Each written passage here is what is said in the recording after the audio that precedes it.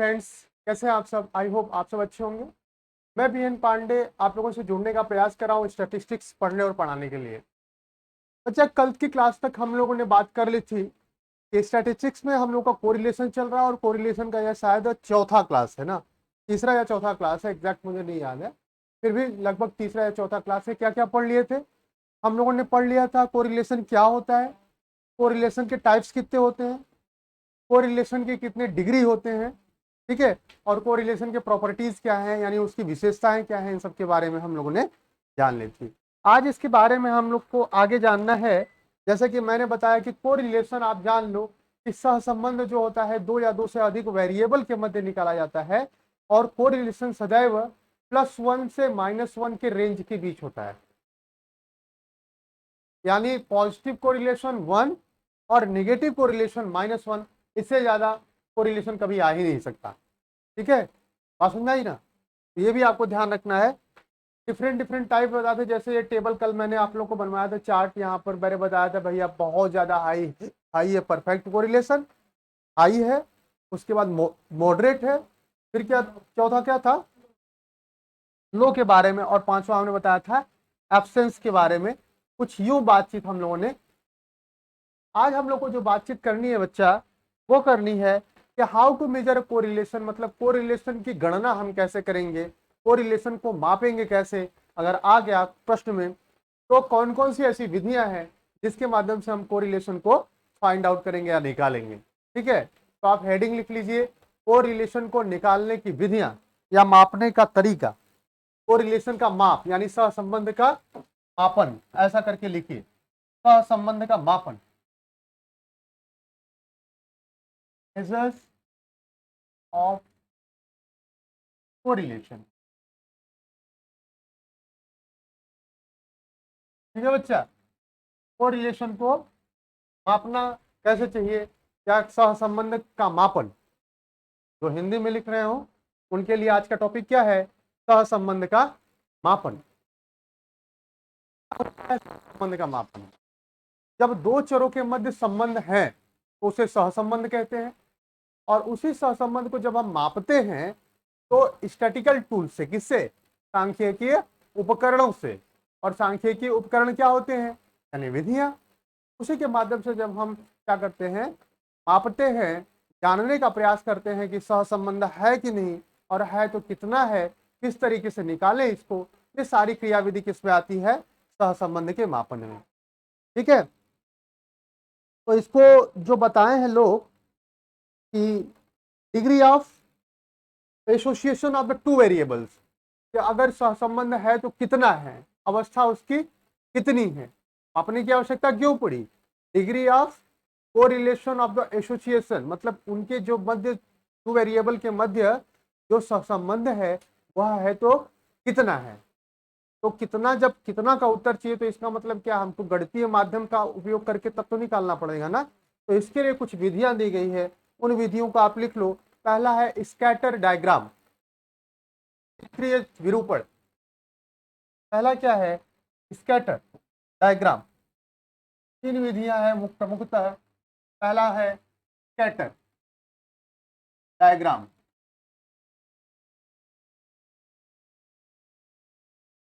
ठीक है, scatter diagram. दूसरा है बच्चा Karl Pearson coefficient of correlation, Karl Pearson coefficient of correlation. ठीक है, ये तो बात कर रही कहानी किसकी, दूसरे की। और तीसरा है, दो लिख लिए, कार्ल पियर्सन। अच्छा, इसको हिंदी में लिख लो, कार्ल पियर्सन का सहसंबंध, सहसंबंध का गुणांक। ठीक है, कार्ल पियर्सन का सहसंबंध का गुणांक। और तीसरा है Spearman rank correlation of coefficient. तीसरा क्या है, Spearman rank correlation of coefficient.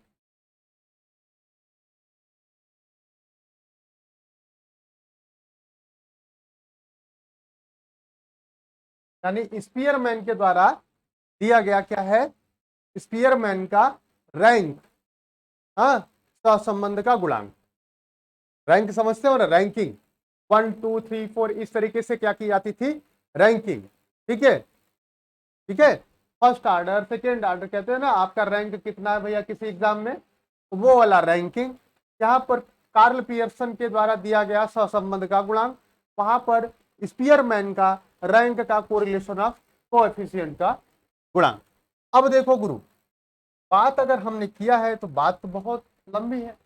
यहां पर ये जो रैंक है, यह कभी कभी पूछ लेता है सहसंबंध का रैंक वाला उपागम किसने दिया, तो आप क्या कहोगे कि सर ये स्पीयरमैन ने दिया। बात समझ में आई? ऐसे ही डायरेक्ट पूछेगा कि सहसंबंध का रैंकिंग वाला उपागम किसने दिया, ये दे दिया। ठीक है, बात समझ में आई? स्पीयरमैन दे। स्कैटर डायग्राम, कार्ल पियर्सन और स्पीयरमैन, ये तीन जो है तरीके होते हैं निकालने के लिए। ठीक है, हाँ, अच्छा, इसमें से दो, एक बात और पूछता है कि निम्नलिखित में से कौन सा गणितीय तरीका है। ये दोनों जो तरीका है, ये दोनों कौन सा है, मैथमेटिकल, ठीक है, और ये वाला जो तरीका है बच्चा, ये कौन सा है, डायग्रामिक, यानी चित्रीय विरूपण, डायग्रामेटिक, यानी चित्रीय विरूपण के माध्यम से हम इसको निकालने का प्रयास करते हैं सहसंबंध। और ये दोनों हमारा मैथमेटिकल टूल्स है, यानी यहां पर हम गणितीय माध्यम से निकालने का प्रयास करते हैं। ठीक है, अच्छा, अब स्कैटर डायग्राम क्या होता है, अब एक एक के बारे में यदि हम जाने, क्यों जाने, स्कैटर डायग्राम क्या होता है। जैसा कि यह बता रहा है अपने आप को खुद, यह कैसा है, एक चित्रीय विरूपण है। कैसा है, एक चित्रीय विरूपण है और स्कैटर फॉर्म में है। कह रहा है कि scatter diagram is a graphic expression of the degree and direction of correlation. ठीक है, कि सहसंबंध के मध्य अवस्था, डिग्री एंड डायरेक्शन, यानी सहसंबंध की अवस्था कितनी है और सहसंबंध की दिशा कितनी है, जब इसको हम ग्राफिकल प्रेजेंटेशन के माध्यम से दर्शाते हैं तो वह स्कैटर डायग्राम के माध्यम में आता है। तो लिख लो, इसके अंतर्गत लिखना है आपको, जब सहसंबंध की अवस्था एवं दिशा को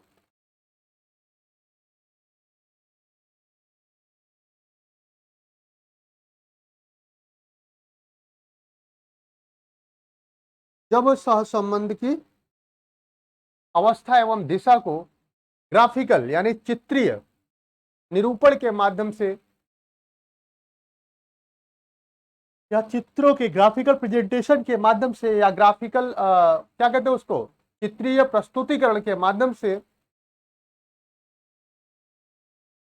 ज्ञात किया जाता है तो उसे स्कैटर डायग्राम कहा जाता है। हम भी लिख लें, scatter diagram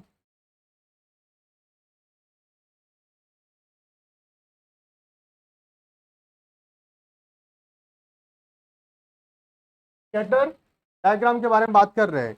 scatter diagram is a graphic expression of the degree. Scatter diagram is a graphic expression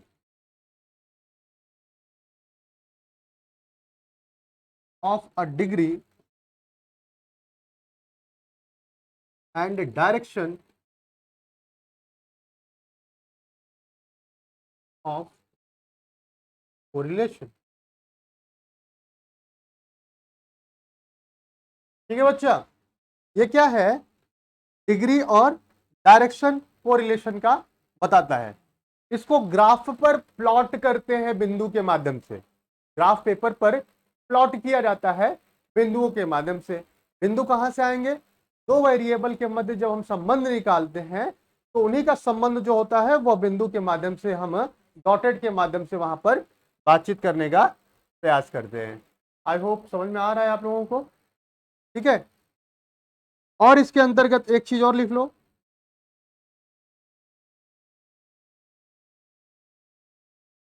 इसे स्कैटर डायग्राम इसलिए कहा जाता है,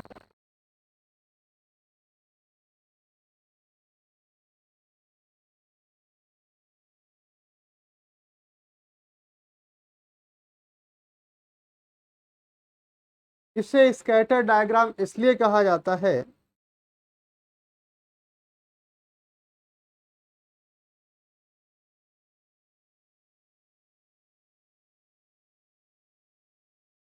क्योंकि यह डॉटेड के माध्यम से या बिंदुओं के माध्यम से फैला रहता है। स्कैटरिंग फैला रहता है डॉट के माध्यम से, डॉट्स बता दूंगा।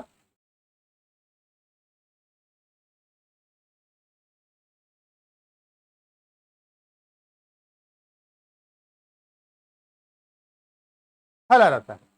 अब देखो, अगर इसके बारे में बच्चा हम बात करें कि थोड़ा ग्राफिकल प्रेजेंटेशन सर कर दीजिए, तो देखो, अगर मान लो ये आपका ग्राफ पेपर है,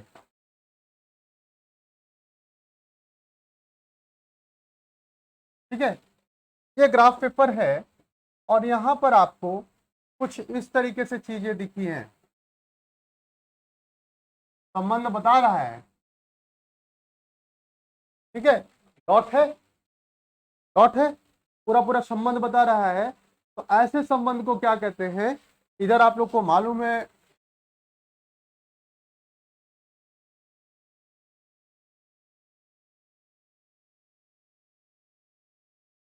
ठीक है, इस तरीके के संबंध को क्या कहते हैं हम, पॉजिटिव कोरिलेशन। अगर मान लो एक चर इस पर है और एक चर इस पर है, जैसे जैसे यह बढ़ रहा है आपको दिखेगा वैसे वैसे यह भी बढ़ रहा है, सेम डायरेक्शन में बढ़ रहा है। ठीक है, बात समझ में आ रही। तो ये तो एक तरीका रहा। एक और तरीका है जी, ये तो पॉजिटिव कोरिलेशन के बारे में बात की है, नेगेटिव वाला क्या होगा।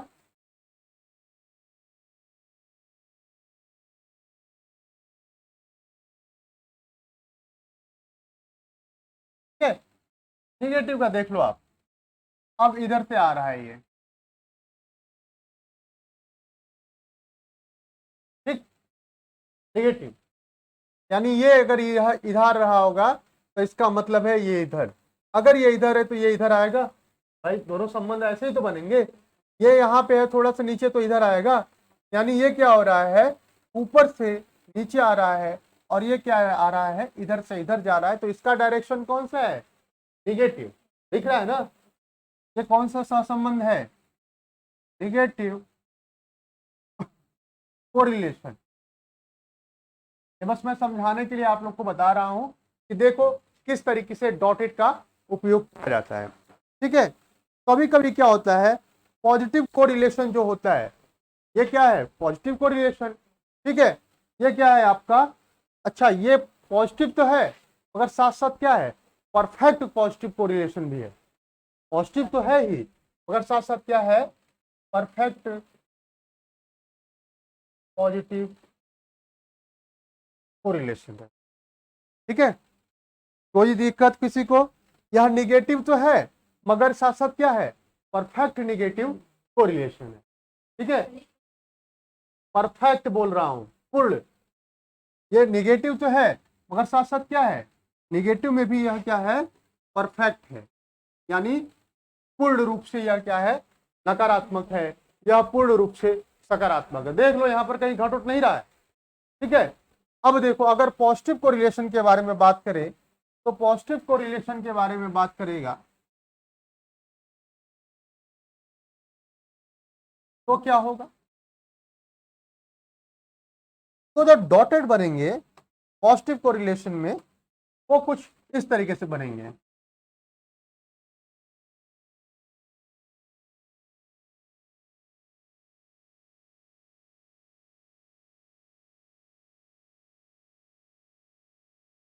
ठीक है, से अब आपको दिख रहा है पॉजिटिव कोरिलेशन। समझ आई बात? थोड़ा क्या है, थोड़ा इसमें देख रहे हो, है ना? बाकियों में क्या है, एकदम सीधे जा रहा है, ये भी एकदम सीधे जा रहा है ना? ये हल्का सा थोड़ा यहां से इसको सीधे ही कर लो, समझ लो कि ये क्या है भैया, थोड़ा नहीं जा रहा है ना, ये इस तरीके से है। ये कैसा है हमारा पॉजिटिव कोरिलेशन, कैसा है पॉजिटिव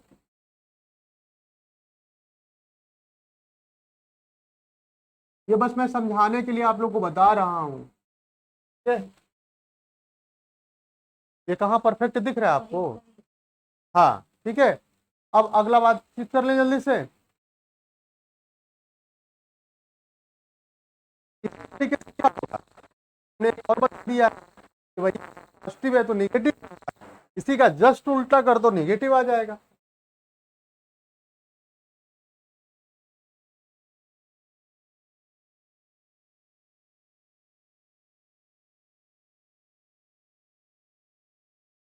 ठीक है, जस्ट उल्टा कर दो नेगेटिव आ जाएगा। कैसे करेंगे, यहां से आए,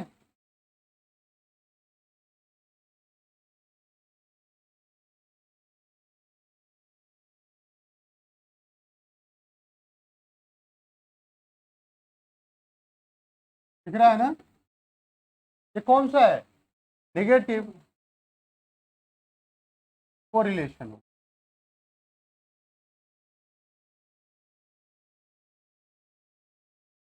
क्लियर, बात समझ में आई? अब अगर बात कर ले हम कि भैया एकदम में कोरिलेशन नहीं है,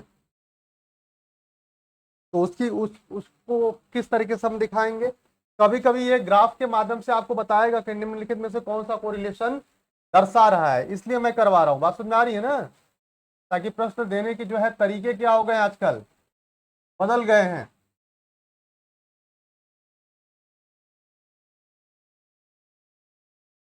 कभी कभी आपको दिखेगा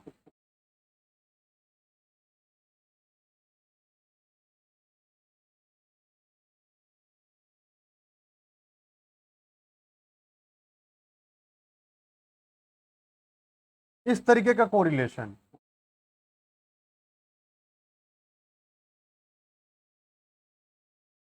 अब ये कौन सा कोरिलेशन है, नो कोरिलेशन, यानी इस यहाँ पे क्या है, एब्सेंस है। एब्सेंस वाला बताया था ना, मतलब यहाँ पे है ही नहीं कोरिलेशन। कोई दिख रहा है, ये वाला इधर आएगा तो इधर वाला आप इधर भी आ जाओगे, इधर भी आ जाओगे, मिलाओगे तो कहाँ, कोरिलेशन है ही नहीं। तो क्या करोगे, इधर नो कोरिलेशन के बारे में ये बात कर रहा है।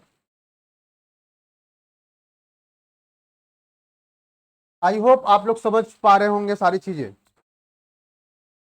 समझ पा रहे हैं? क्यों, समझ पा रहे हैं ना? चलिए, इसकी कुछ विशेषताएं हैं, जैसे ये बड़ा सिंपल है। अगर हम बात करें इसके गुण, ये बड़ा अच्छा है ना बनाने में। दो डेटा आपको दिया रहेगा, आप डॉट के माध्यम से कर लोगे ना डॉट के माध्यम से। जैसे इधर मान लो कुछ दिया है, इधर मान लो 100 दिया, इधर 50 दिया है, तो 100 वाले की तरफ इधर जाना है, 50 वाले की तरफ इधर जाना है। आगे बढ़ाते रहो, जहां पर आएगा एक दूसरे को, जहां पर एक दूसरे को विभाजित करेगा, एक दूसरे को प्रतिच्छेदित करेगा, वहीं पर वहां पर उसका संबंध निर्धारित हो जाएगा। ठीक है, तो ये कहानी रही इसकी, किसकी, स्कैटर की। ठीक है, अच्छा, इसके कुछ गुण हमने आपको बता रहे थे। ये सिंपल मेथड है, यानी इसको लगाना क्या है, आसान है। साधारणतया क्या है, यह आसानी से हम इसको लगा सकते हैं। दूसरी बात कह रहा है कि इजिली अंडरस्टैंडेबल, इसको समझना भी आसान है। ठीक है, समझना भी आसान है। तीसरी बात कह रहा है unaffected by the extreme items, कि अगर मान लो कोई बहुत बड़ा आइटम्स हो तो वह इफेक्ट नहीं करता, उसका भी संबंध हम निकाल लेंगे, और उसका संबंध उसी से निकालेंगे जिसके वह दूसरे वेरिएबल से जो संबंध रखेगा पर्टिकुलर, उसी के साथ उसका संबंध हम निकालेंगे। उसके बाद क्या कह रहा है, इसका जो डिमेरिट्स है वो क्या है, रफ, रफ मतलब जल्दी जल्दी कर लेते हैं, हम एक अनुमान लगा लेते हैं, ठीक है, भद्दा दिखता है, ठीक है, इस तरीके से उसको कहते हैं रफ मेजरमेंट। अच्छा, प्रिसाइज मेजर नहीं है, इसका कुछ निर्धारित नहीं है कि किस तरीके से होगा, कैसे होगा, किस कौन सा मापक यंत्र हम अपनाएंगे, ये सब सारी चीजें इसमें निर्धारित नहीं है, ठीक है। और कह रहा है कि अगर बहुत लंबा जो है ऑब्जर्वेशन आपका है, ढेर सारी डेटा है, तो आप कहां कहां लिखोगे, इसको कहां तक बढ़ाओगे। मान लो 1000 डेटा है तो इसमें आ जाएगा 1000 डेटा, नहीं आएगा ना, और डेटा सबको दिखाना है, ठीक है। तो अगर बड़े डेटा रहे तो उसको यह बताने में नाकामयाब हो जाता है, ठीक है, समझ में आई बात आई। दूसरे मेथड की तरफ चले। दूसरा मेथड है कार्ल पियर्सन का कोएफिशिएंट ऑफ कोरिलेशन। हाँ, नहीं नहीं, बस आप इसको समझ लो, जो जो मैं लिखा हूं बस वही इंपॉर्टेंट है, ठीक है। जैसे मान लीजिए आपके लिए एग्जाम में आ गया ये कि निम्नलिखित के माध्यम से स्कैटर आप बनाइए, या स्कैटर दिया रहेगा और बोलेगा पहचानिए इसमें से कौन सा है ना। एग्जाम में इस तरीके से दे देगा, तो आपको मालूम करना है कि यह परफेक्ट, अच्छा दोनों रहेगा, रहेगा परफेक्ट निगेटिव कोरिलेशन और फिर कहेगा निगेटिव कोरिलेशन। निगेटिव तो है, देख तो सब रहे हैं, मगर परफेक्ट निगेटिव कब होता है और निगेटिव कब होता है, इसको आपको जानना है। इसी तरीके से परफेक्ट पॉजिटिव कब होता है और हाँ, और पॉजिटिव कब होता है, ये भी आपको जानना है, ठीक है। ये एक तरीका मैंने आपको बताया बच्चा, कि ये जो है तो आपको समझना है। बना लिए हो ना सब। चलो आगे बढ़ते हैं। आगे जो महानुभाव स्टैटिस्टिशियन थे जिनका नाम था कार्ल पियर्सन, और इन्होंने स्टैटिस्टिक्स के क्षेत्र में बहुत काम किया। कार्ल पियर्सन का नाम आप हर जगह लगभग लगभग पाओगे, ठीक है। बढ़े आगे। दूसरा है, यहां पर आप देख पा रहे होगे कार्ल पियर्सन का कोएफिशिएंट ऑफ कोरिलेशन। अब जल्दी से आ जाते हैं, हम लोग इसके बारे में बातचीत कर लेते हैं। कार्ल पियर्सन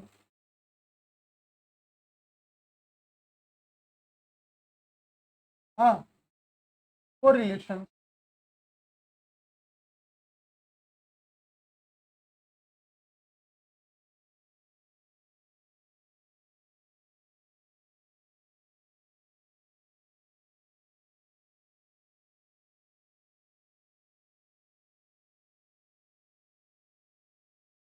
ठीक है, इनके बारे में आज हम लोग बातचीत करेंगे कि ये क्या है।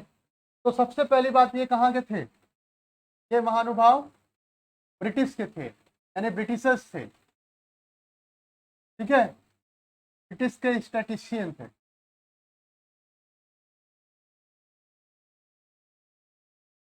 ठीक है, सबसे महत्वपूर्ण बात इनके बारे में ये जानकारी कि ये कहाँ के थे भैया, और इन्होंने, हमको मालूम है कि ये मैथमेटिकल अप्रोच दिए हैं, बताया हो आगे आप लोग को। एक तो ग्राफिकल है, दूसरा क्या है, मैथमेटिकल अप्रोच है, यानी गणितीय माध्यम से इन्होंने सहसंबंध को बतलाने का, मापने का प्रयास किया, ठीक है। और इनका क्या है, क्वांटिटेटिव रिलेशनशिप इन्होंने बताया। तो इनके बारे में जो दूसरी बात है वो क्या है, ये क्वांटिटेटिव अप्रोच है। कैसा है, मात्रात्मक,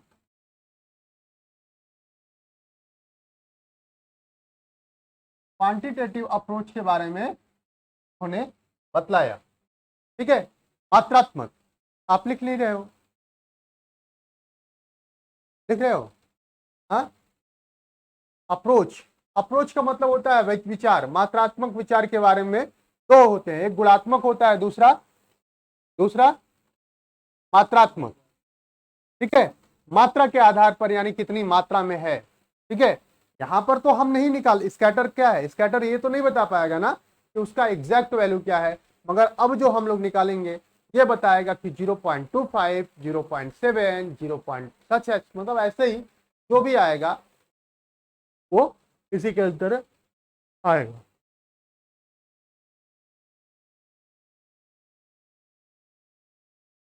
अगर हम बात करें तो पियर्सन का जो कोफिशिएंट ऑफ कोरिलेशन है, यह सर्वाधिक यूज करने वाला टूल्स है, पियर्सन, अगर सहसंबंध निकालना है तो पियर्सन को आपको यूज करते हुए ही चलना पड़ेगा।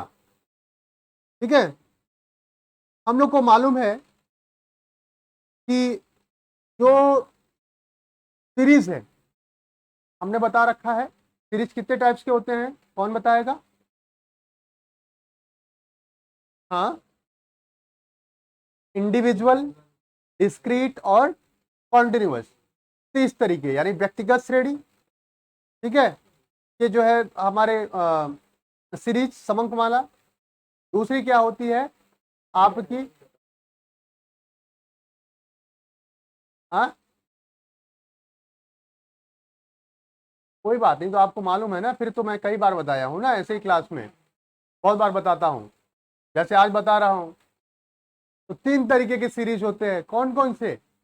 एक तो होता है व्यक्तिगत श्रेणी, ये श्रेणी की सीरीज जिसमें बस अंक जो है अपनी अंक एक बार होते हैं, जैसे 1 2 3 4 5 6 8 9 10 12 15 हजार 2000 4000 एक बार रहेगा, इसे क्या कहेंगे? व्यक्तिगत, यानी इंडिविजुअल का हम जो है वैल्यू दे रहे हैं। दूसरी बात क्या है बच्चा, जिसे हम कहते हैं क्या? अपवर्जी कि खंडित, इसे कहते हैं खंडित श्रेणी। जो हम बताएं आपको डिस्क्रीट, पढ़ा होगा आप लोगों ने, डिस्क्रीट सीरीज वह सीरीज जिसे हम खंडित सीरीज कहते हैं, यह अपने हिंदी वाले नाम के ही स्वभाव से है। जैसे मान लीजिए ये नए हैं तो इनको शायद कम समझ में आ रहा, नहीं समझ में आ रहा ना? सीरीज क्या होता है समझते हैं?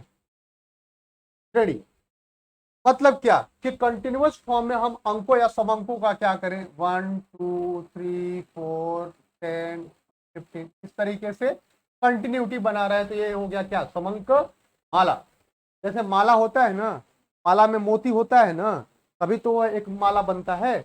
उसी तरीके से ये सब मोतियां हैं, और इनका जब संपूर्ण हम करेंगे तो एक माला हो गया। ये तीन तरीके का होता है बच्चा। अगर यह इसी फॉर्म में रहे तो इसे कहते हैं इंडिविजुअल सीरीज। क्या कहते हैं? इंडिविजुअल सीरीज, यानी व्यक्तिगत सीरीज। व्यक्तिगत है ना, एक अपना अपनी वैल्यू लिया है, तो अपनी वैल्यू लिया है। ठीक है, खंडित श्रेणी क्या होता है? खंडित का मतलब खंड खंड में विभाजित, जैसे दो है और दो की फ्रीक्वेंसी बारंबारता 5 बार आ गई। चार है, चार की फ्रीक्वेंसी या बारंबारता 2 बार आ गई। पांच है, पांच की फ्रीक्वेंसी या बारंबारता 10 बार आ गई। छह है, छह की 7 बार आ गई। ये हुई फ्रीक्वेंसी, यह एक्स की वैल्यू यानी इसकी वैल्यू, और ये हुआ एफ। और इनको हम समूह में क्या कहते हैं? भैया यह क्या है? खंडित श्रेणी है। खंड खंड में विभाजित है ना, है ना? बात समझ में आ गया? अब तीसरी महत्वपूर्ण बात है जिसे हम कहते हैं क्या? Continuous series. उसी को हम क्या कहते हैं? वर्ग अंतर वाला सीरीज, जिसमें आप देखे होंगे 0 to 5, 5 to 10, सॉरी 10 to 15, इस तरह के जो सीरीज होती हैं इसे कहते हैं कंटिन्यूअस सीरीज या वर्ग अंतराल वाली। वर्ग अंतराल वाली है ना, इसे हम कहते हैं लोअर लिमिट, इसे हम कहते हैं अपर लिमिट। क्या कहते हैं? लोअर लिमिट और अपर लिमिट। ठीक है, इसके भी दो तरीके होते हैं, फिर से बता रहे हैं आप लोग को, ध्यान दीजिएगा। हम ये हमेशा बताते हैं आप लोगों को, चूंकि यहाँ से प्रश्न बनता है, यूजीसी नेट के बड़ा प्यारा क्वेश्चन है क्या कि भैया इंक्लूसिव और एक्सक्लूसिव, इंक्लूसिव सीरीज और एक्सक्लूसिव सीरीज, ये दो सीरीज होते हैं कंटिन्यूअस सीरीज में। इंक्लूसिव जिसे हम कहते हैं समावेशी, और एक्सक्लूसिव जिसे हम कहते हैं अपवर्जी। क्या कहते हैं? अपवर्जी। हिंदी में लिख दे, समझ में आ रहा है ना? इंक्लूसिव का मतलब क्या है? इंक्लूजन, और यह चलता है 1 to 5, और फिर 5 नहीं आएगा, इसका जो लोअर लिमिट होगा वो होगा 6 to 10, इसका जो अब आएगा वो होगा 11 to 15, यानी 1 और 5 जहां दिखेगा हम दोनों को इसमें समाहित कर लेंगे, लोअर लिमिट और अपर लिमिट में। एक्सक्लूसिव सीरीज में क्या होता है? यह चलता है 0 to 5, 5 to 10, 10 to, इसका मतलब क्या है? यह एक्सक्लूजन कर रहा है। एक्सक्लूजन का मतलब क्या होता है? जीरो तो लेगा मगर 5 को इस वाले में नहीं लेगा, 5 को एक्सक्लूड करेगा, छोड़ देगा, और जो इसका लो अपर लिमिट होता है वही अगले का लोअर लिमिट होगा। देख रहा है ना, यह अपर लिमिट है, अगले का लोअर लिमिट। यह क्या है, अपर लिमिट है मगर अगले का लोअर लिमिट हो जाता है। और अगर 10 आएगा तो 10 को हम नेक्स्ट वाले में क्या करते हैं, उसकी बारंबारता को वहां पर समाहित करते हैं। ये तो कुछ महत्वपूर्ण बात रही सीरीज के बारे में, ठीक है, क्लियर हुआ। क्योंकि अब आएगा तो मैं फिर से बता रहा हूं आप लोगों को, अब आगे इसी के बारे में हम लोग को पढ़ना है।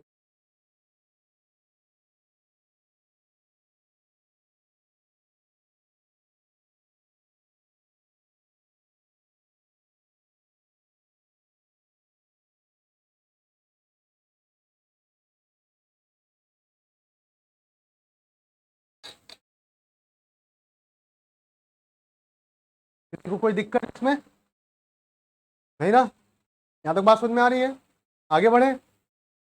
चलो, कार्ल पियर्सन की अब बातचीत में आते हैं और उन्होंने क्या कहा, उन्हीं के बातचीत को आगे बढ़ाते हुए बातचीत अपनी करेंगे। ये सीरीज समझ में आया, विमलेश जी आ गया। यहां से प्रश्न बनते हैं, 2-3 प्रश्न बनते हैं। फंडिस रेडी क्या है दे देगा, ऐसे पूछेगा कौन सी सीरीज है, ठीक है। तो उदाहरण के माध्यम से मैं आपको बतलाने का प्रयास किया ये वाला जो है इसे कहते हैं डिस्क्रीट सीरीज, ठीक है। और इसे कंटिन्यूअस मैंने लिखा ही हूं, शायद नहीं लिखा हूं, नहीं लिखा हूं तो आप लोग जान लो, ठीक है, ठीक है। अब आगे बढ़े, हमने बताया बच्चा आपको, आगे बढ़ रहे हैं अब लेट हो भाई आप, चलो जल्दी से करो।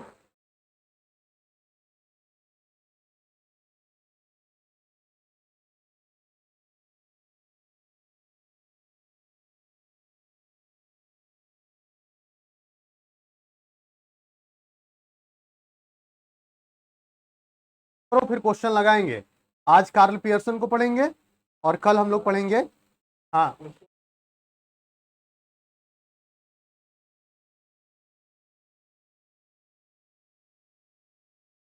क्वेश्चन दे दें डिस्पर्जन का लगाने के लिए ग्रुप पे, चलिए दे देंगे, ठीक है। आप ग्रुप पे एक बार मुझे मैसेज कर दीजिएगा कि सर डिस्पर्जन का क्वेश्चन दे दीजिए, ठीक है। हाँ, ग्रुप में एक्सेस है ना, आप लोग मैसेज तो कर ही सकते हैं, ठीक है। हाँ, यहाँ तक हो गया, आगे बढ़े। चलिए भैया, अब हम आगे बढ़ते हैं, इसको मिटा के आगे बढ़ते हैं थोड़ा।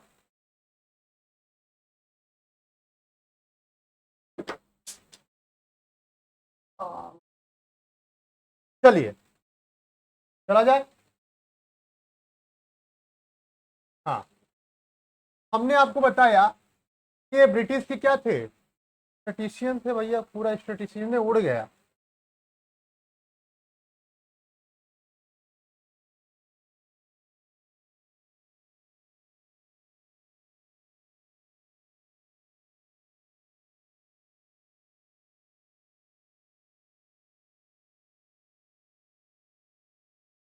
ठीक है, आए पढ़ा जाए, चलो क्या पढ़ा जाए।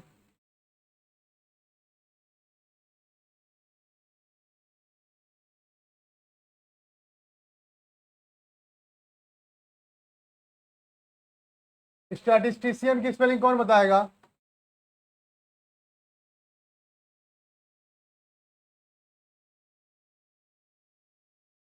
आ जाओ। हाँ, ओ एन कि ए एन, क्या होना चाहिए,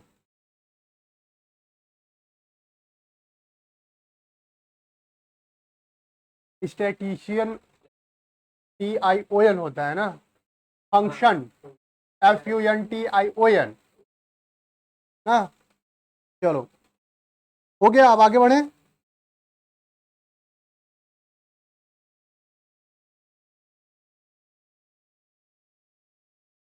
यहाँ पर AN है, ON नहीं है, हाँ मैं फंक्शन के लिए बताया हूँ। हो गया ये, आगे बढ़े। आगे बढ़ते हुए एक बात करते हैं कि हमने आप लोग को बता दिया था कि हर सीरीज के लिए अलग अलग फार्मूला लगता है। क्यों? क्योंकि उसका नेचर अलग अलग होता है, बताया था। पहली सीरीज क्या है? अगर हम बात करें इंडिविजुअल सीरीज, तो इंडिविजुअल सीरीज का जो इन्होंने फार्मूला दिया है, आप समझ गए ना इंडिविजुअल सीरीज क्या होता है? वो तो बताने की जरूरत नहीं है ना। इंडिविजुअल सीरीज का जो इन्होंने फार्मूला दिया है, लिख लो आप लोग। इन्होंने, अच्छा, कोरिलेशन को सदैव छोटा आर से दर्शाते हैं, ये भी आप लोग ध्यान दीजिएगा। बताया हूं कि नहीं? पहले बताया था। कोरिलेशन को हमेशा आर से दिखाते हैं। अगर आर आया तो इसका मतलब है यह किसको बता रहा है? यह कोरिलेशन की वैल्यू को बताएगा। पक्का? अब इन्होंने क्या दे दिया फार्मूला, उसके बारे में बात कर लें। इन्होंने कहा आर बराबर, ठीक है, दो वेरिएबल हैं, तो वेरिएबल हमारे पास जब दो होंगे तो लाजमी सी बात है उन दोनों की ही बात हम करेंगे। ठीक है, इन्होंने क्या कहा? R is equal to submission of x y. लिखो मेरे साथ, r is equal to submission of x y upon n, यानी नंबर। और इसके साथ उन्होंने कहा standard deviation of x, standard deviation of x multiply by standard deviation of y. यही उन्होंने कहा कि अगर हमको आर निकालना हो, यानी कोरिलेशन निकालना हो, तो सबमिशन ऑफ एक्स वाई करेंगे, स्टैंडर्ड डेविएशन निकालेंगे हम एक्स का, और स्टैंडर्ड डेविएशन निकालेंगे किसका? वाई का। स्टैंडर्ड डेविएशन समझ रहे हैं ना? मानक विचलन। ठीक है, मानक विचलन समझते हो ना? चलो आ जाओ। आर बताया मैंने, आर को रिप्रेजेंट कर दिया, और उसके बाद यहां पर आपको बता दें ये किसको डिनोट कर रहा है? स्टैंडर्ड डेविएशन ऑफ एक्स, यानी एस डी ऑफ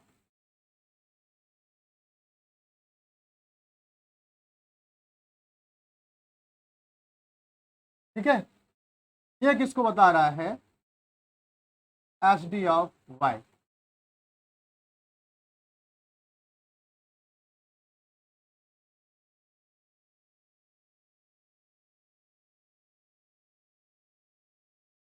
ठीक है, क्लियर? ये किसको बता रहा है? S D of y. ठीक, अच्छा जी।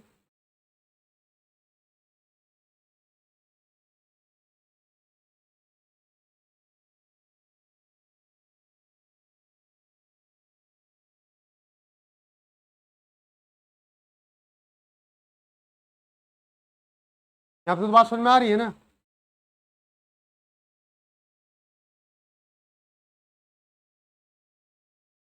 एक्स और वाई किसको शो कर रहा है? अगर हम छोटे छोटे एक्स और वाई को लें तो एक्स और वाई भी है ना। एक्स शो कर रहा है x is equal to x minus x bar, और वाई शो कर रहा है वाई माइनस वाई बार।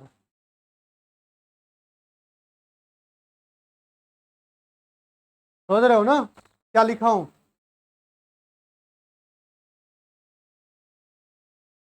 मतलब एक्स से जो भी वैल्यू आएगी, मीन को घटा के जो आएगा वो, ये मीन है ना, एक्स की मीन। मीन ऐसे ही दिखाते हैं, मालूम है कि नहीं? इसको हम क्या कहते हैं? Mean of the x. और इसे क्या कहेंगे? Mean of the. अब क्लियर हुआ? क्वेश्चन लगाते हैं तब और क्लियर हो जाएगा। पहले फार्मूला आप लोग लिख लो, फिर क्वेश्चन लगाते हैं और फिर समझने का प्रयास करते हैं क्या है।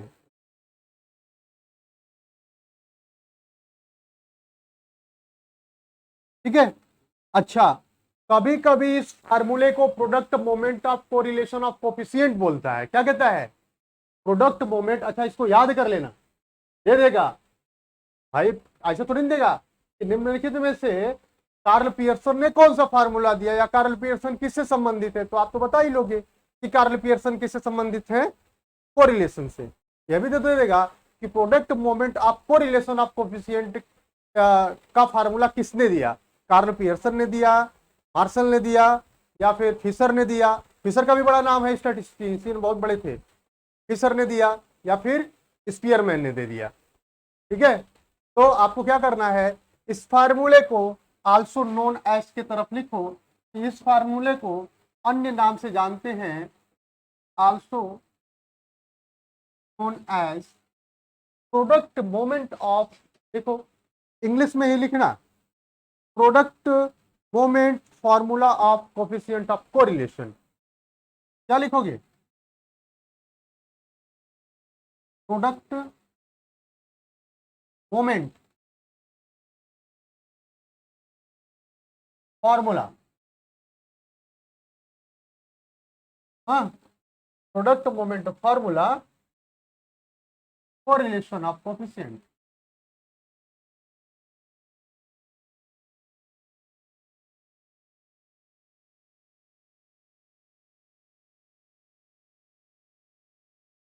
ठीक है बच्चा, इसको अन्य इस नाम से भी हम जानते हैं।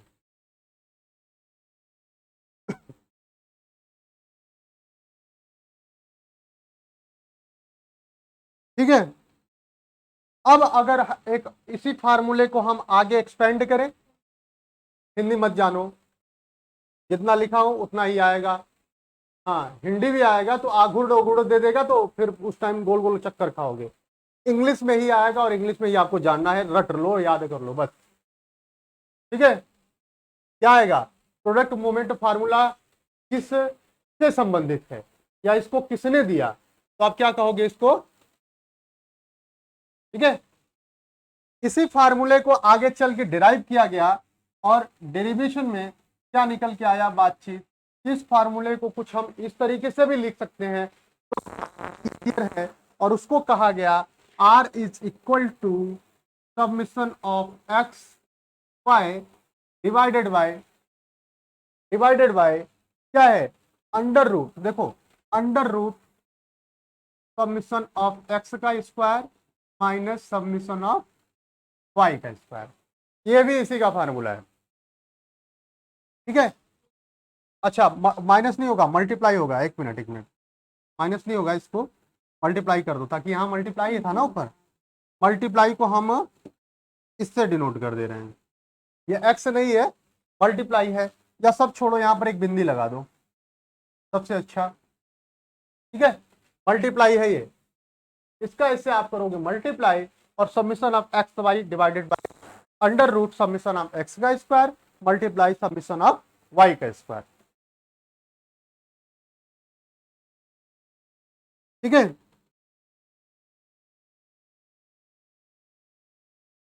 अब क्वेश्चन लेके हल किया जाए थोड़ा, हाँ, एक क्वेश्चन लेके हल किया जाए और उसके बाद ये आपका कुछ फार्मूला इसमें और लिखवा देंगे, उसके बाद ये आपका खत्म होगा, ताकि आप लोग एकेडमिक में नहीं पढ़ रहे हो तो फालतू की चीजें जानने की जरूरत भी नहीं है।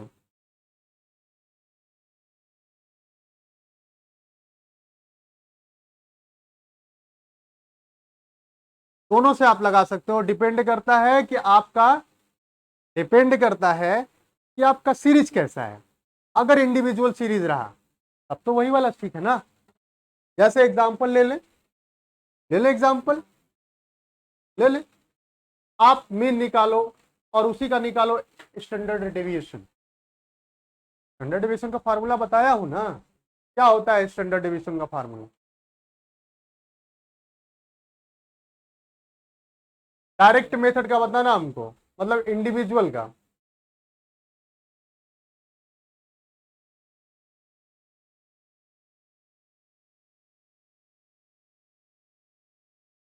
सबमिशन ऑफ एक्स अपॉन क्या कर देते हैं, एन, और अंडर रूट में होता है वो, स्क्वायर में होता है। हमको नहीं याद है, आप लोग बताओ। अरे नोट्स में लिखे हो कि वो भी भूल गए हो, कहाँ है नोट्स, दिखाओ देखें, लिखे हो कि नहीं लिखे हो सच में। तो वही तो मैं बोल रहा हूँ, क्या लिखे हो, सबमिशन ऑफ डी स्क्वायर, और ये कौन सा है, ये कौन सा है, अगर आप देखो बस x है ना और ये f है, ठीक है, मतलब फ्रीक्वेंसी भी दी है, तो क्या इसके लिए फ्रीक्वेंसी होना जरूरी है? के लिए फ्रीक्वेंसी होना जरूरी है क्या? भाई ये कर क्या रहा है, समेशन ऑफ जो डेविएशन अपॉन n है, इसका मतलब क्या है? ये डेविएट ही तो कर रहा है। बात समझ में आ रही है कि नहीं आ रही है? आप, हमें लग रहा है उस दिन नहीं आए थे, आप आए थे ना जब मैं बताया था, तो आपने किया है।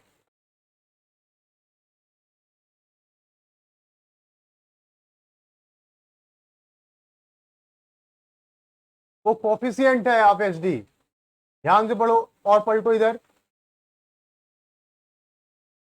फॉर्मूला लिखे नहीं हो आप लोग कहीं? लिखा तो है, क्या है? Summation of what? Under root summation of d square upon n, ये तो है सब। ठीक है, तो जिसको एच डी निकालने आएगा वो कोरिलेशन निकाल लेगा। ठीक है, एक क्वेश्चन करता हूं और फिर उसको आप लोग भी करिएगा, देखिएगा कि हम कैसे कर रहे हैं, और उसके बाद क्लास को किया जाएगा क्लोज। क्वेश्चन लिखो, दो वेरिएबल पहले। हाँ हाँ, इंडिविजुअल का पहले लो, कार्य पियर्सन के माध्यम से डेटा दिया है और उसके आधार पर हम लोग क्वेश्चन लगाने जा रहे हैं। समय है, चलो ठीक है। ए हेलो, लुक एट हियर। हाँ, एक्स और वाई दो हमारे पास चर है। हमने बताया कि सहसंबंध हमेशा दो चरों के मध्य होता है। तो चर क्या है? एक है एक्स, दूसरा है वाई। ठीक है, एक्स की वैल्यू दी है, मैं बोल रहा हूं, आप लोग लिखो, मैं भी लिख रहा हूं। 12 9 8 10 11 13 7। क्या लिखोगे? 12 9 8 10, 12 9 8 10 11 13 7, 11 13 7, ये एक्स की वैल्यू है। ठीक है जी। वाई की वैल्यू लिखो, 14 8 6 9, 14 8 6 9, और उसके बाद लिखोगे आप 11 12 3, 11 12, बस यही दिया रहेगा।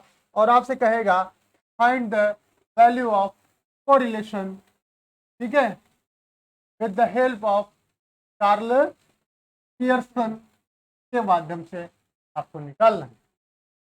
क्या रहेगा? ऐसे देगा कार्ल पियर्सन, कभी कभी इसको पियर्सोनिक मॉडल भी कहा जाता है, ये भी ध्यान देना, पियर्सोनिक। ठीक है, कार्ल पियर्सन के मॉडल का हेल्प करते हुए या फार्मूले का हेल्प करते हुए आपको निकालना है क्या? आर को निकालना है। ठीक है, सबसे पहले क्या करोगे? आपको मीन चाहिए। भाई बिना मीन के कहाँ होगा? बिना मीन के एचडी निकलेगा नहीं ना। तो आप क्या करोगे? सबसे पहले एक्स और वाई का दो अलग अलग क्या निकालोगे? मीन निकालोगे। दो वेरिएबल है, देखो मैं क्या कर रहा, अगर आप x एक तरफ लिख दो, एक तरफ लिखो क्या? y। इधर x का पहले निकाल लेते हैं। x की वैल्यू क्या क्या दी है देखो, 12 9 8 10 11 13 7, यही है ना? यही है ना? दिख रहा है सबको? उसके बाद आप क्या करोगे? हमने बताया कि आपको निकालना है क्या? डेविएशन। डेविएशन, और डेविएशन निकालने के लिए क्या करोगे? आप x बराबर x माइनस एक्स बार करोगे। एक्स बार कैसे आएगा? अगर हम एक्स बार निकालें तो इसके लिए क्या करना पड़ेगा? सबको जोड़ो, क्या करना पड़ेगा? भाई मीन निकालने के लिए क्या होता है? इंडिविजुअल सीरीज में सबको जोड़ो, कितना आया? 12 9 21 8 29, 29 10 39 11 50, 50 13 53 7 60, 60 आया? बोलो, 60 आएगा कि कुछ और आएगा? बताओ भैया, कि 70 आएगा? 70 आएगा ना? हाँ, 13 7 20 20। हाँ, तो बोलो ना, आप लोग बोलो, बोल ही नहीं रहे हो, इसका मतलब मैथ हमारा कमजोर है, आप लोग का भी हमसे कमजोर है। तेज जोड़ा करिए, 70 आएगा कैसे? 12 9 21 8 29, 29 10 40, 39 11 50, और 50 20 70 ना? जोड़िए भैया, और डिवाइड क्या कर दोगे? 1 2 3 4 5 6 7, कट के क्या आएगा, यानी एक्स बार की वैल्यू क्या आई आपकी 10। एक्स बार मतलब मीन, मतलब समांतर माध्य। अगला स्टेप क्या करना है आपको भैया, एक्स में से एक्स बार को घटाना है। एक्स तो यही है ना, अब इसमें से एक्स बार को घटाओगे तो क्या आएगा, और इसी को हम क्या कहते हैं, अगर और इसको अच्छे से समझें तो इसी को हम कहते हैं डेविएशन। क्या कहते हैं, डेविएशन। यानी हम क्या निकालेंगे, डी। तो डी बराबर क्या होगा, एक्स माइनस एक्स बार। कैसे निकलेगा, एक्स इधर दिया है, एक्स बार नीचे है, 12 में से 10 घटाओगे कितना आएगा, 9 में से 10 घटाओगे कितना आएगा, -1, -2, 0, +1, +3, माइनस, यही तो आएगा। ठीक है, यहां तक किसी दिक्कत। अब करेंगे क्या, डेविएशन का स्क्वायर। क्या करोगे, डेविएशन का कर दो स्क्वायर, जल्दी से कर दो। हमको डी मिला कहीं से, ठीक है, और ये डी बराबर क्या है भाई, ये डी एक्स का है ना, क्या है, अगर हम करेंगे तो ये क्या आएगा, जो डी है ये आएगा एक्स, यानी छोटा वाला। हमको छोटा वाला एक्स चाहिए ना, तो डेविएशन तो हमको आपको ऐसे ही बताया हूं, यहाँ पर आप अगर करोगे तो आप समझोगे कि एक्स छोटा वाला, ये एक्स बड़ा वाला है, ये एक्स छोटा वाला है, इसको भी ध्यान देना। अब हमको क्या करना होगा, एक्स का स्क्वायर, यानी ये जो वैल्यू वाई है इसी का करेंगे हमने स्क्वायर। तो 2 दूनी के 1 इकाइयम, 2 दूनी के 0 0 यम, 1 इकाइयम, 3 त्रिके 3 त्रिके। अब इसको आप कर दो सबमिशन, तो सबमिशन ऑफ एक्स स्क्वायर अगर आपका आएगा तो क्या आएगा, 4 1 5 4 9 1 10, 10 और 18 कितना हुआ, 28। यही तो होगा, कितना होगा, ठीक है। यहां तक किसी को कोई दिक्कत हो तो बताओ, नहीं, वाई वाला ऐसे ही कर लो। ये तो एक्स की गुणा गणित रही, वाई का कर लेते हैं भैया। वाई, वाई क्या दिया है, 1 मिनट रुको, कलर थोड़ा, हाँ, वाई क्या है, 14 8 6 9 11 12 3। टोटल करोगे कितना आएगा, 14 8 22, 22 से 28, 28 9 37, 37 और 11 48, 48 12 60 3 63। यही आएगा ना, हमारी गणित कमजोर है भाई, यही आएगा ना। तो सबमिशन ऑफ वाई कितना आया अगर हम करें तो 63, और हमको निकालना क्या है, वाई का बार, ये तो निकालना है। वाई का बार क्या होगा, 63/7, यानी ये आएगा 9, 9 7 63, यानी हमारा वाई का मीन क्या आया, 9 आ गया। कैसे आता मालूम है ना, सबमिशन सबको जोड़ो, डिवाइड बाय नंबर ऑफ ऑकरी। ठीक है, मजा आ रहा है ना, आ रहा है ना आपको मिले थी, वंदना। चलो आगे देखो, इसके बाद क्या करना है गुरु, फिर से निकालो क्या, छोटा वाला वाई। छोटा वाला वाई कैसे निकालोगे, डेविएशन इसको बोलते हैं। कैसे निकालोगे, वाई में से वाई बार को घटा दो, क्या आएगा, वाई में से वाई बार को घटाओगे तो 9 है ना, 14 में से 9 घटाओगे क्या आएगा, पक्का। 8 में से 9 घटाओगे क्या आएगा, -1। 6 में से 9 घटाओगे क्या आएगा, -3। 9 में से 9 0 2 3, यहाँ पे कितना 6, और वो भी माइनस वाला, ये आएगा ना, पक्का सही है ना। चलो अब निकाल लो बच्चा, आप क्या निकालना है, वाई का स्क्वायर निकाल लोगे।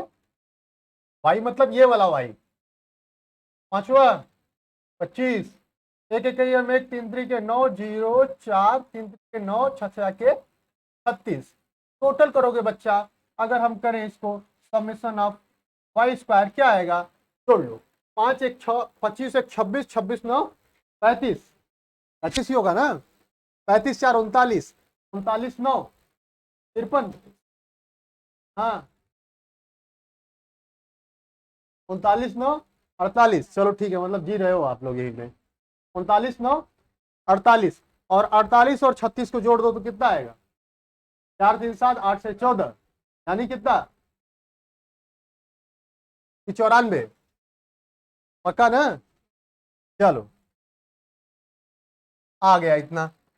अब हमको वैल्यू मिल गई, कुछ कुछ तो हमको समझ में आ रहा है, आ रहा है कि नहीं आ रहा, हाँ आ रहा है ना, अब लग जाएगा अब। फार्मूला के अंदर इसको करो फिट। और फार्मूला हमने आपको बता दिया है कि फार्मूला क्या होता है बच्चा, देखो R is equal to submission of x and y, ये तो बोला था, अपॉन अंडर रूट, क्या करना है, अंडर रूट।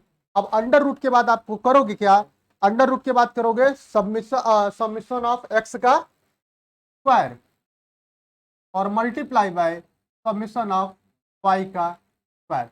अब ढूंढ लो R is equal to submission of x y, कहीं दिख रहा है आपको,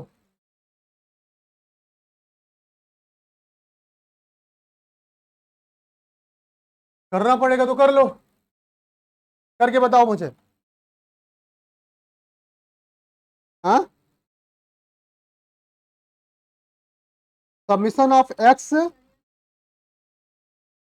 जो एक्स की वैल्यू आई है उसमें हमको क्या करना है, वाई की वैल्यू से मल्टीप्लाई करना है। आगे वाला एक और कर लो ना, क्या दिक्कत है भाई इसमें, क्या है, वाई हम एक्स हमको यहां मिला है, देख रहे हो आप लोग। अब ये छोटा और नहीं होगा आई थिंक, हाँ सबसे छोटे पे ही तो कर ही दिए, चलो नहीं कर देंगे, उधर ही करेंगे। एक्स ये दिख रहा है ना आप लोग को, एक्स और यहाँ पर वाई दिख रहा है ना भैया, ये एक्स और वाई, तो यहाँ पे हम कर देंगे एक्स और वाई को, क्या करेंगे, एक्स की वैल्यू क्या है 2, वाई की वैल्यू क्या है 5, 10 आएगा, माइनस एक और यहाँ पे क्या है माइनस एक का मल्टीप्लाई एक करोगे एक ही तो आएगा, माइनस 2 और माइनस 3, 3 दूनी के 6, माइनस माइनस कट्टी कुट्टू, 0 0, क्या आएगा 1 और 4, 9 और 3, 27, और लास्ट है 3 और आपका 6, अरे क्षेत्री का 18 ना, क्या आएगा, अरे भैया y की वैल्यू 5 है, x की वैल्यू 2 है, तो क्या होगा 108 के कहां से आ जाएगा, 10 1 6 0, 10 1 6 0, क्या, एक मिनट हमने भी साथ गलती कर दिया है, 10 हुआ, 5 दूनी के 10, 5 दूनी के 10, एक इकैयम 1, 3 दूनी के 6, 0 से 0, 2 इकैयम 2 होगा ना, 4 कहां से आ गया यहाँ पे, आपके भरोसे रहेंगे तो सब गलतियां करवाओगे, 2 इकैयम 2, 3 त्रिके 9, ठीक है, अब ये होगा 18, कितना आया इसको जोड़ के बताओ, सबमिशन ऑफ एक्स और वाई कितना आया, सबमिशन ऑफ एक्स वाई कितना आएगा, 10 1 11 6 17, 17 17 2 19, 19 9 28 और 28 18 46, ठीक है ना, गणित थोड़ी अच्छी है हमारी, ठीक है, ठीक है, वो तो जानबूझ के आप लोग से करवाते हैं कि जिंदा हो कि नहीं आप लोग क्लास में, यहां तक बात समझ में आई, 46 आएगा, आएगा ना। अब फार्मूला हमने आपको दे दिया है और उसी फार्मूला के अंतर्गत सारी चीजों को फिटिंग कर दीजिए। समीशन ऑफ एक्स वाई की वैल्यू क्या है, देखें अभी निकाले, समीशन ऑफ एक्स वाई की वैल्यू क्या है 46, अपान करोगे under root summation of x square की वैल्यू 28 और multiply by summation of y square, कहीं दिख रहा है 84। अब सॉल्व कर लो इसको, 28 और 84 आप सॉल्व करोगे क्या आएगा 48.5 इसकी वैल्यू आएगी, क्या आएगी 48 पॉइंट, इसकी वैल्यू क्या आएगी, सारा सॉल्व करोगे आप, निकालोगे तो 48.5 आएगी, ठीक है।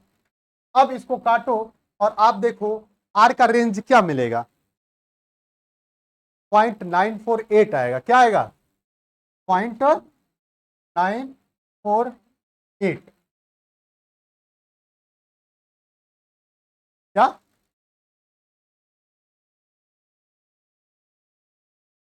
अब गलत जोड़े हो, 46 ही आएगा, मैंने जोड़ लिया है, हमारी गलतियां इतनी नहीं होती। हाँ ये क्या लिखा है आपने 18, हाँ 10 1 11 6 17 ना, और 17 4 21, 21 9 कितना यहाँ पे कैसे कर दियो आप तो यहाँ 4 कैसे आएगा आपका? ये 2 है, 2 एक हम 2 ना आएगा, 4 कहाँ से लिख दिए हो? गलत लिखोगे तो 18 तो 48 तो आएगा ही। ये बात समझ में आएगी? आएगा 0.948, अर्थात अगर हम लिखें आर की वैल्यू क्या आएगी? वंदना बेटा पहले ये देख लो, वो तो आप घर पे भी कर लोगे। आर इज इक्वल टू क्या आएगा? 0.948। अब बताओ, क्वेश्चन एक और दे देगा कि आप बताइए कि सहसंबंध कैसा है। सहसंबंध निकला कितना? 0.948 का, यानी 0.9 का सहसंबंध है। तो परफेक्ट कोरिलेशन है कि हाई कोरिलेशन है कि लो कोरिलेशन है कि नेगेटिव कोरिलेशन है कि हमारा पॉजिटिव कोरिलेशन है कि हमारा एब्सेंस कोरिलेशन है? 5-6 तरीके को पढ़े थे। ये कौन सा कोरिलेशन है?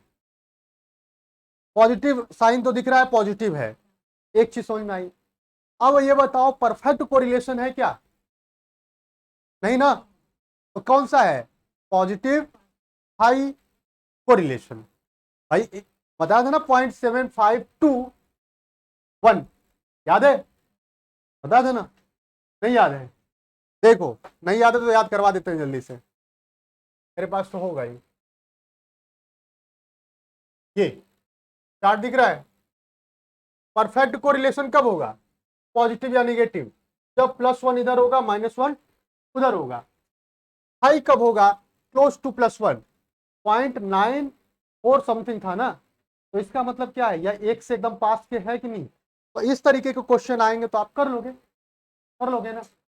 चलो, तो आज तो हमारा ये बाबा जी क्या नाम है, कार्ल पियर्सन महोदय, खत्म हो गए। ठीक है, एक क्वेश्चन हम लोग लिए, उसके सहायता से हमने क्या किया? सॉल्व किया।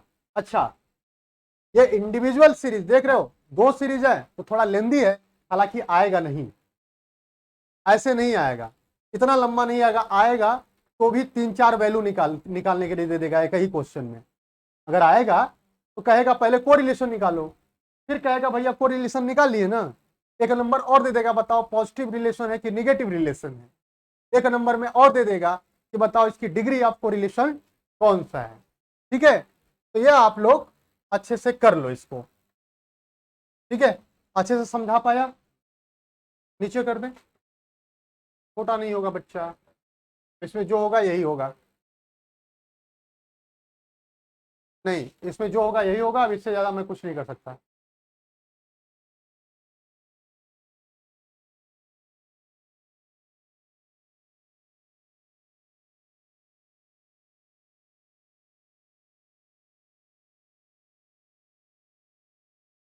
तो गाइस आई होप आपको ये चीजें समझ में आ रही होंगी। आप इसका स्क्रीनशॉट ले लो, पॉज करके देख लो, अच्छे से देख लो। क्वेश्चन आपके एग्जाम के लिए बहुत महत्वपूर्ण है। चाहे आप यूपीएससी तक के एग्जाम दोगे ना, तो भी ये क्वेश्चन आएंगे। यानी अगर आपको आईएएस बनना है और आपके सब्जेक्ट में हो स्टेटिस्टिक्स, तो आपको ये क्वेश्चन सॉल्व करने ही होंगे। ठीक है, thank you guys, thank you for watching me, thank you so much.